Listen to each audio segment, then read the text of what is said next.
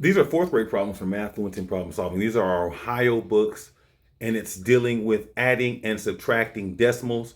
And you see here, students are dealing with money and they're having to enter their answer because we take the answer choices away from a test problem and they have to enter their answer just like the actual test looks like. And then we have the adding, subtracting, the multiplying, the basic multiplication, which you're seeing right here. And then we're starting, it's the beginning of the grade level. So we're starting now with the 2 by 1 multiplication, followed by long division. And then here's where we get into the meat of the curriculum. You're dealing with place value right here. They're trying to see if this is true or false based on where the numbers are placed.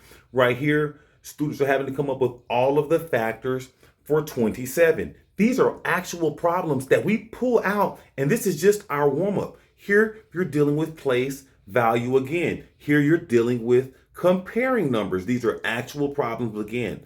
That is actually what's happening. And rounding to the nearest 10 and entering your number. Rounding to the nearest 100 and then rounding to the nearest 1,000. And lastly, one of the biggest skills, converting a mixed number into an improper fraction and then a decimal. And then when they click the finish quiz button, they get their scores automatically. You know how long it took for them to be on the test. Whatever the score is a 31.